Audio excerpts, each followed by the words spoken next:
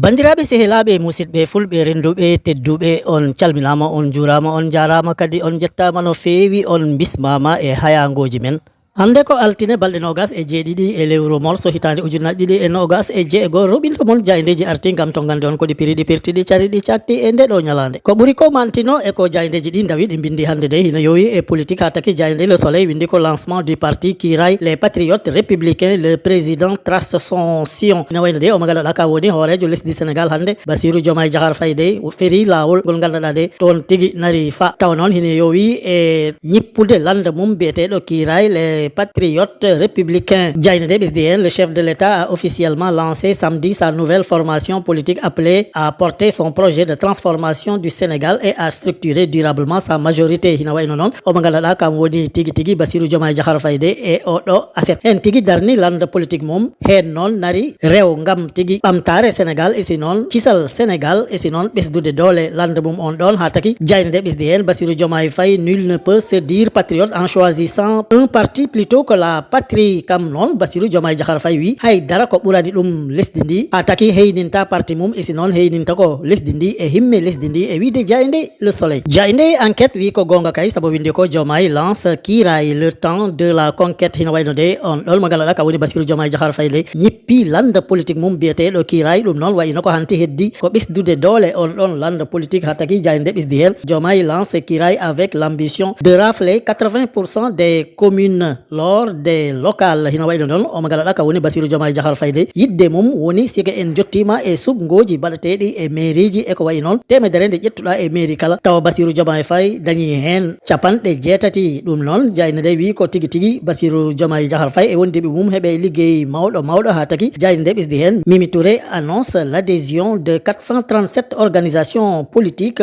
et de 346 maires. Hina wayno noon o magalaɗa ka woni Mimi Touré de wi ko tolnoto e temedde nayyi e capanɗe tati e jeeɗiɗi e landaji politique de ɓe garti e nder lande mumen onet biyeteɗo kiray e si noon waɗi temedde tato e capanɗe nayo e jeeɗiɗo maireɓe ɓe ganduɗa de kamenne ɓe tawtoyi Bassirou Diomaye Diakhar Faye e lande mum e on waktu noon Jaynde nde wi ko Sonko relance la machine Pastef à travers une tournée nationale. Ina wayno noon e on ɗon jamano omo ganduɗa ka woni Ousmane Sonko de kam boni yiilo lesdi Sénégal de ngam tigui tigui iftinde parti mum omo ganduɗa kam woni Pastef e wiide Jaynde enquête. Jaynde l'informé ɓesdi hen ko Diomaye Sonko des piques aux urnes. La guerre est ouverte. Hina wayno de haare hakkude Ousmane Sonko e Bassirou Diomaye Diakhar Faye de nde uddeti ko moƴƴi tigui tigui saabu noon heɓe beddetira kure ɗe ganduɗa de kural hen kala ko kural bongal ha taki Jaynde nde ɓesdi hen omo ganduɗa ka woni Diomaye de ni wi fi sa fitna doto fi nane ñeeh. Kam on mo ganduɗa ka woni Bassirou Diomaye Diakhar Faye de malli omo ganduɗa ka woni Ousmane Sonko wi de kala joguiɗo fitina e nder Sénégal hanti kam a wonta ɗo yar baasi e si ɗon a worta ɗo yar ndiyam ɓuɓɗam noon tigui Jaynde nde windiri ɗum. Jaynde ɓesdi hen kiray est aujourd'hui le parti politique majoritaire de ce pays. Hina wayno tigui kam on mo ganduɗa ka woni Bassirou Diomaye Diakhar Faye wi de parti biyeteɗo kiray tawa ko e lande mum de mbo jeeya wi de hande kambo ɓuuri ɗo heew doole e si noon kambo ɓuuri heew yiɗɓe e jingoɓe e wiide Jaynde l'informé. Jaynde le yor kam arti ko e jillu o mo ganduɗa de Ousmane Sonko hombo mo waɗa e nder Sénégal foof ngam hollirde tigui tigui e ɓesdude yimɓe e nder lande mum biyeteɗo Pastef ha taki Jaynde yor windi ko tournée nationale de massification et d'ouverture du Pastef. Ousmane Sonko lance l'ère de la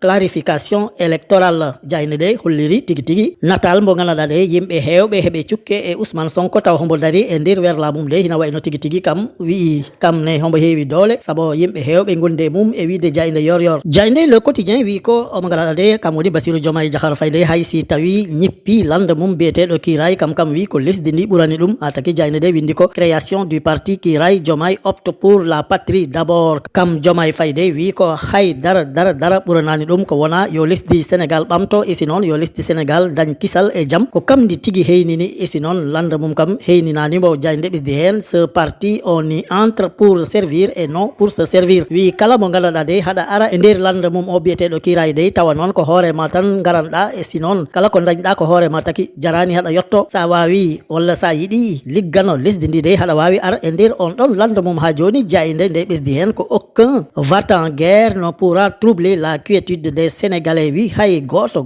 joguiɗo fitna walla dondiɗo fitina e nder Sénégal kam haɗata yimɓeɓe ɗaano ɗum kam ɗum wonta wat e nder Sénégal e wiide Diaynde le quotidien. Ha joni ko yowati on ɗon politique de Diaynde Vox Populi heedani hen caggal saabu winde ko Diomaye Sonko pique assassine et flèche empoisonnée entre chef patriote. Hina wayno de o mo ganduɗa ka woni Ousmane Sonko e Bassirou Diomaye Diakhar Faye de mbo kala ƴetti kure mum kural hen kala noon ngal lowama tooke e si noon darima tigui jogui kure ɗen ɗon gam udditde haare hakkude heyniɓe ɓe ganduɗa kamen mbiyete patriote. Hina wayno noon Diomaye omo jogui landa mum mo ganduɗa de wi ko toon tan ɓe ganduɗa kamen jiiɗi Sénégal woni patriote ɓe kamen toon ɓe goni e si noon Ousmane Sonko ne wi ko kala gonɗo patriote ko e parti mum jiya ɗum noon wadde wayi poɗodiral ngal e mallatiral ngal e si noon e widditirde kongi ɗi noon ha joni kamen ɗiɗo ɓen ɗe hina wayno Vox Populi wi ko ɓe kantini ha taki Diaynde windi ko Sonko ils vont tout tenter contre moi en utilisant ou en instrumentalisant des services de l'État. Kam on mo ganduɗa ka woni Ousmane Sonko de wi ko ɓe hetɓe laamu he hande ma ɓe mbaɗ feere foof de ɓe ƴetta kala doole ɗe laamu jogui ɓe tega ɗe e dow mumen. Ɗum noon ɗum wona gonga. Diaynde Vox Populi ha joni ɓesdi ko Diomaye à l'assaut fi sa fitna dow tufi nane ñeex le Sénégal est un pays de paix. E nder Diaynde Vox Populi de omo ganduɗa ka woni Bassirou Diomaye Diakhar Faye wi ko lesdi Sénégal ko lesdi jaam. Kala dondiɗo ɗo fitna de a wonta ɗo yar ndiyam a wonta ɗo yar baasi a wonta ɗo yar kosam e wiide Diaynde Vox Populi. Diaynde Direct News article e liggeyaji mawɗi ɗi ganduɗa de hiɗi mbaɗateno nder Sénégal gam bismade pijirloji mawɗi tawa noon ko sukaɓe aduna ɓe foof pottitta ɗo e nder Sénégal ko heddi ko hen noon ɗin ɗon pijirloji puɗɗode ɗum heɓani balɗe temedere ha taki Diaynde windi ko livraison du stade de Iba Mar et de la piscine olympique. Le maître d'œuvre Déthié Fall tient les délais fixés par le chef de l'État. Kam on mo ganduɗa de kam tigui heyni ɗin ɗon liggeyaji tawa noon inde mum ko Déthié Fall de wi ko happu o mbo weɗano gam hantina ɗin ɗon liggeyaji de wadde wayino ko waɗi ko foti ko wat ha taki noon kala ko heyniɗo lesdi Sénégal wino ɗum yo wadde kam Déthié Fall wi waɗi ɗum ha ɗum hantini ha taki noon wadde wayino ko weeɗi omo ganduɗa ka woni Bassirou Diomaye Diakhar Faye de caabi boowal fukko kosguel guinirangel Iba Mar e si noon ɗon ɗo gallaɗa de ko ndiyam waɗa ɗon gam ɓeɓe ganduɗa heɓe peeya woni piscine olympique ɗum foof de ɗum hantima e liggeyaji e wiide Diaynde Direct News. Gasnirten ko Diaynde La Libération saabu wi ko watkur ko debbo mo ganduɗa de hombo wiya ko ñawdowo e si noon ko e galleji cafrirɗi hen liggoto ndekete ɗum foof haydara ko woni hen gonga ha taki Diaynde de wi ko association de malfaiteurs faux et usage